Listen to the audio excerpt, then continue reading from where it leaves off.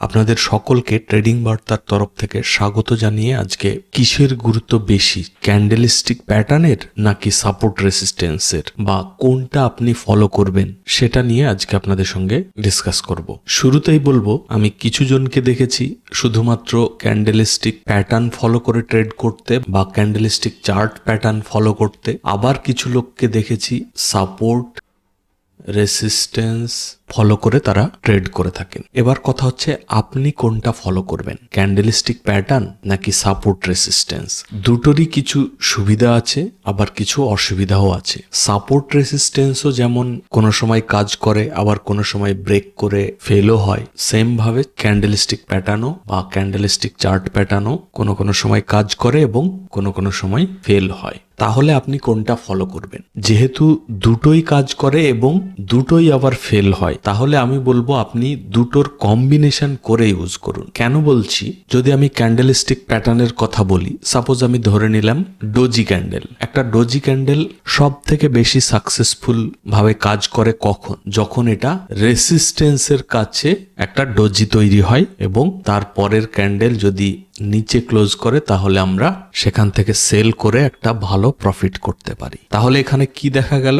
Candlestick pattern সঙ্গে রেসিস্টেন্সের একটা সাহায্য, দুটো মিলে কিন্তু খুব ভালো একটা ট্রেড করতে পারবেন। আবার যদি রেসিস্টেন্সের কাছে আরো একটা এক্সাম্পল দিই, এটা তো গেল ক্যান্ডেলস্টিক প্যাটার্ন। এবার ক্যান্ডেলস্টিক চার্ট প্যাটার্নের যদি কথা বলি, যদি এম প্যাটার্ন বলি, এই এম প্যাটার্নের সাকসেস রেট তখনই বেশি হয় যখন এটা রেসিস্টেন্সের কাছে তৈরি হয়। মানে এক কথায় রেসিস্টেন্স ফেস করবে, সেই সঙ্গে এম প্যাটার্ন তৈরি হবে, আমরা সেল করব, ভালো একটা প্রফিট বুক করতে পারবো। এবং এর উল্টোটা কি হতে পারে? ডব্লিউ প্যাটার্ন যদি সাপোর্টে তৈরি হয়, তখনই কিন্তু খুব ভালো এর একটা বাই সাইডে মুভমেন্ট আসে এবং দারুণ আমরা একটা প্রফিট বুক করতে পারি। কিন্তু ডব্লিউ প্যাটার্ন ধরুন রেসিস্টেন্সের কাছে তৈরি হচ্ছে, বা রেসিস্টেন্স আর সাপোর্ট এই দুটোর মাঝামাঝি কোথাও একটা ডব্লিউ প্যাটার্ন তৈরি হচ্ছে, তখন দেখবেন এর ম্যাক্সিমাম ক্ষেত্রেই ফেল হওয়ার চান্স বেশি থাকে। বা যদি সাকসেসও হয়, এর মুভমেন্ট কিন্তু সেরকম ভাবে পাওয়া যায় না। সেরকম ভাবে হ্যামার প্যাটার্ন বা শুটিং স্টার প্যাটার্ন, এই সমস্ত কিছু যখনই আপনার সাপোর্ট রেসিস্টেন্সের কাছে তৈরি হবে, তখনই কিন্তু এর সাকসেস রেট বেশি। তাহলে ক্যান্ডেলস্টিক প্যাটার্ন আমরা কখন ইউজ করব? যখন সাপোর্ট এবং রেসিস্টেন্স এই দুটোর মধ্যে কোনো একটা জায়গায় তৈরি হবে, বা এই সাপোর্ট রেসিস্টেন্সের কাছে রিজেকশন ক্যান্ডেল যখন তৈরি হবে, তখনই আমরা কিন্তু এন্ট্রি করব। মানে আমার ক্ষেত্রে এক কথাই বলবো যে ক্যান্ডেলস্টিক প্যাটার্ন সাপোর্ট রেসিস্টেন্স ছাড়া একদমই অচল। মানে ক্যান্ডেলস্টিক প্যাটার্ন সাপোর্ট রেসিস্টেন্সের জায়গায় যদি না তৈরি হয়, তাহলে আমার জন্য সেটা কাজেরই না। আবার অন্য দিক থেকে দেখতে গেলে, সাপোর্টে আমরা ম্যাক্সিমাম ক্ষেত্রে কি করব? বাই করব, আর রেসিস্টেন্সে ম্যাক্সিমাম ক্ষেত্রে কি করব? সেল করব। বাট কখনোই সাপোর্টে আমরা সেল করব না এবং রেসিস্টেন্সে আমরা কখনো বাই করব না। এই নিয়ে আমি একটা খুব সুন্দর ভিডিও বানিয়েছি, জাস্ট এর আগের ভিডিওটাই আপনারা প্লে লিস্টে পেয়ে যাবেন। যদি না দেখে থাকেন অবশ্যই দেখে নেবেন, ওখানে বেশ কিছু গুরুত্বপূর্ণ ইনফরমেশন আপনাদের সঙ্গে শেয়ার করেছি, যেটা আপনাদের কিন্তু অনেক হেল্প করতে পারে। সাপোর্টে আমরা বাই করব এবং রেসিস্টেন্সে সেল করব, এর উল্টোটা কখনোই করব না। কিন্তু কোনো ক্ষেত্রে ব্যতিক্রম ভাবেও আমরা করতে পারি। এর প্রিভিয়াস ভিডিওতে আমি অলরেডি ডিসকাস করেছি, তো সেটা নিয়ে আর ডিসকাস করছি না, আপনারা না দেখে থাকলে অবশ্যই দেখে নেবেন। কিন্তু কথা হচ্ছে সাপোর্টে আমরা কখন বাই করব। এমন তো করলে হবে না যে সাপোর্টে আসলো আমরা বাই করে নিলাম। এইরকম করলে কিন্তু আপনার লস হওয়ার চান্সই বেশি। কারণ কি, এখানে তিনটে জিনিস হতে পারে। এই সাপোর্টের কাছে আসার পরে সাইডওয়েজ হয়ে যেতে পারে, বা আপনি যেমন ভাবছিলেন যে সাপোর্ট থেকে বাই শুরু হবে, সেই বাইটা শুরু হয়ে আপনার প্রফিট হবে। আর একটা জিনিস কি হতে পারে, সাপোর্ট ব্রেক করে মার্কেট ফল করতে পারে এবং আপনার লস হতে পারে। তাহলে কথা হচ্ছে সাপোর্টে আমরা কখন বাই করব? সাপোর্টে আসলেই কিন্তু আমরা বাই করব না। সাপোর্টে এসে যখন আমাদের বাইং সাইডের জন্য কোনো বুলিশ ক্যান্ডেলস্টিক প্যাটার্ন তৈরি হবে বা চার্ট প্যাটার্ন তৈরি হবে, তখন বাই করব। বুলিশ ক্যান্ডেলস্টিক বলতেই যে গ্রিন ক্যান্ডেল একটা হলো আর আমি এন্ট্রি করে দিলাম, সেই রকম কিন্তু নয়। এখানে আপনার রিজেকশন টাইপের কোনো ক্যান্ডেল যখন তৈরি হবে এবং তার উপরে যখন নেক্সট ক্যান্ডেল ক্লোজ করবে, এবং এই যে ক্লোজিংটা, এটা হবে আপনার প্রিভিয়াস যে ভলিউম থাকবে তার থেকে কিন্তু ইনক্রিজিং ভলিউম হতে হবে। তাহলে এই সাপোর্টে বাই করার জন্য আমরা কি কি দেখছি?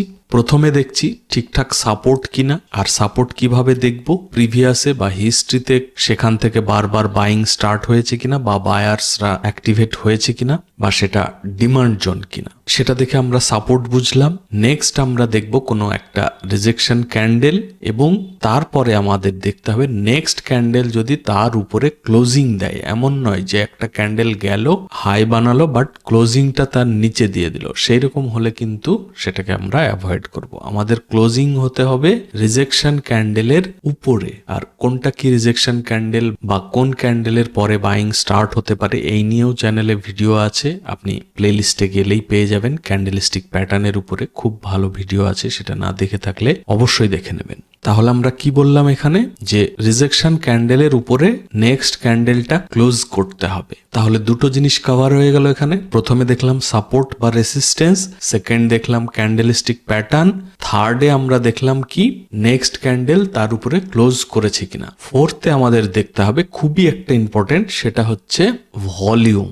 ভলিউম আপনাকে অবশ্যই দেখতে হবে। এই যে ক্যান্ডেলটা ক্লোজ করছে তার ভলিউমটা এর আগের থেকে অনেক বেশি হাই হতে হবে, বা এর থেকে ইনক্রিজিং হতে হবে, এর থেকে বেশি হতে হবে। তবেই কিন্তু আপনার হাই চান্স যে এখান থেকে বাইং স্টার্ট হবে এবং খুব ভালো একটা মুভমেন্ট আসবে। আর না হলে কিন্তু এখানে সাইড ওয়েজও হয়ে যেতে পারে। সেই জন্য আমরা সাপোর্টে আসলেই যে বাই করব সেটা নয়, সাপোর্টের কাছে এই পুরো প্রসেসটা হবে এবং সেটা আপনার ইচ্ছে মতো যদি সুইটেবল হয় তবেই কিন্তু আপনি সাপোর্টে এন্ট্রি করতে পারেন বাইং সাইডের জন্য। সেম ভাবে রেসিস্টেন্সের ক্ষেত্রেও সেটাই করবেন। প্রথমে দেখবেন রেসিস্টেন্স স্ট্রং কিনা, বা সেখান থেকে মাল্টিপল টাইম মার্কেট রিজেক্ট করেছে কিনা সেখান থেকে, বা রিজেকশন নিয়েছে কিনা। সেই সঙ্গে সেখানে দেখবেন একটা রিজেকশন ক্যান্ডেল, এবং সেই ক্যান্ডেলের নিচে ক্লোজ করেছে কিনা এই প্রিভিয়াস রিজেকশন ক্যান্ডেলের পরের ক্যান্ডেলটা, মানে নেক্সট ক্যান্ডেলটা এর নিচে ক্লোজ করতে হবে, এবং সেই সঙ্গে তার ভলিউম হতে হবে ইনক্রিজিং। তবেই কিন্তু এখান থেকে সেলিং সাইডের একটা ভালো মুভমেন্ট ক্যাপচার করতে পারবো। আচ্ছা, নেক্সট কি করতে হবে? নেক্সট যেটা করতে হবে খুবই গুরুত্বপূর্ণ, সেটা হচ্ছে ভিডিওটাকে লাইক করতে হবে। আর চ্যানেল যদি এখনো সাবস্ক্রাইব করে না থাকেন অবশ্যই সাবস্ক্রাইব করতে হবে। আশা করছি সকলেই করবেন। আর সকলকে রিকোয়েস্ট করব যে শুধুমাত্র ক্যান্ডেলস্টিক প্যাটার্ন যে কোনো জায়গায় তৈরি হলেই এন্ট্রি করবেন না।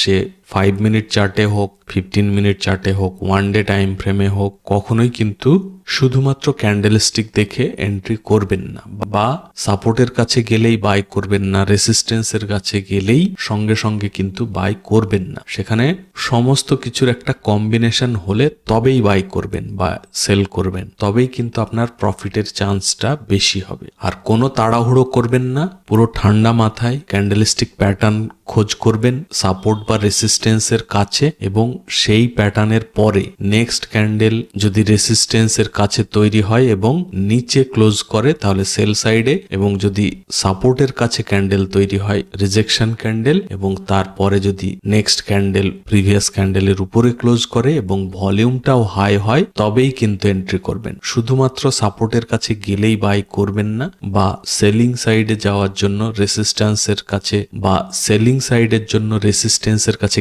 গেলেই সেল শুরু করবেন না। সেখানে ক্যান্ডেলস্টিক প্যাটার্ন দেখবেন এবং তারপরের ক্যান্ডেলের ক্লোজিং লক্ষ্য করবেন, ভলিউম লক্ষ্য করবেন। এই ভলিউমও কিন্তু দারুণ কাজ করে, ঠিক আছে? এই ভলিউম নিয়েও কিন্তু চ্যানেলে খুব ভালো ভিডিও বানিয়েছিলাম, না দেখে থাকলে অবশ্যই দেখে নেবেন। তো এই তিনটে কম্বিনেশন করে যদি আপনারা ট্রেডিং করেন এবং ধৈর্য রেখে সমস্ত কিছু রুলস ফলো করে যদি ট্রেডিং করেন, তাহলে কিন্তু আপনাকে প্রফিট হওয়ার থেকে কেউ আটকাতে পারবে না। আপনাকে শুধুমাত্র রুলস ফলো করে কাজ করতে হবে, ঠিক আছে? তো আজকে এখানেই ভিডিওটা শেষ করব। আপনারা সকলে ভালো থাকবেন। Thank you, bye by.